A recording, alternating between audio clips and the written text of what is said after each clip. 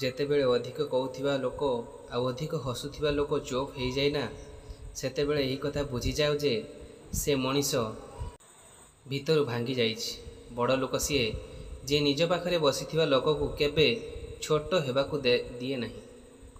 ଜୀବନରେ ସେହି ସ୍ୱପ୍ନର ମୂଲ୍ୟ କିଛି ନଥାଏ, ଯାହାକୁ ପୂରା କରିବା ପାଇଁ ନିଜ ଲୋକଙ୍କ ସହିତ ଛଳକପଟ କରିବାକୁ ପଡ଼ିଥାଏ।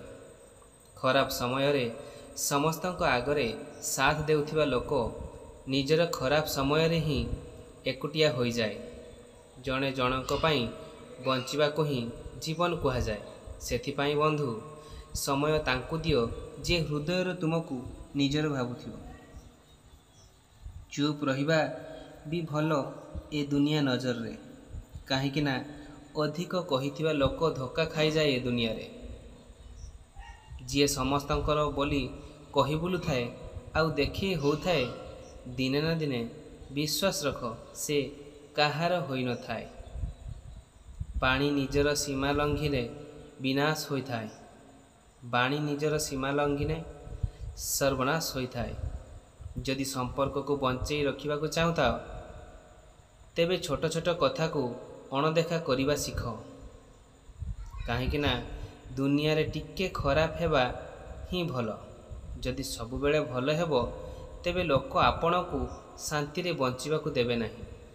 ଯିଏ ଆପଣଙ୍କ ଖରାପ କରୁଛି ତାକୁ କରିବାକୁ ଦିଅ, କାହିଁକି ନା ଏସବୁ ଛୋଟ ଛୋଟ କାମ ଛୋଟ ଛୋଟ ଭାବନା ରଖୁଥିବା ଲୋକ ହିଁ କରିଥାନ୍ତି। ଜୀବନରେ ଲୋକଙ୍କୁ ସମ୍ମାନ କରିବା ଶିଖ। ଜୀବନ ତ କେବେ ଫେରିକି ଆସେ ନାହିଁ, କି ଜୀବନରୁ ଯାଉଥିବା ଲୋକ ମଧ୍ୟ କେବେ ଫେରି ଆସେ ନାହିଁ। ଆମେ ଅନ୍ୟ କାହା ପାଇଁ ଯେତିକି ଜରୁରୀ ନୁହେଁ, ଯେତିକି ନିଜ ପାଇଁ ଜରୁରୀ ହୋଇଥାନ୍ତି। ବର୍ଷ ବର୍ଷ ଧରି ଭାଙ୍ଗି ଯାଇଥିବା ସମ୍ପର୍କକୁ ବି ଯୋଡ଼ି ହୋଇଥାଏ। ଖାଲି ସର୍ତ୍ତ ଏହା ଯେ ସେ ମଣିଷକୁ ଆପଣଙ୍କର ଆବଶ୍ୟକତା ଥିବ।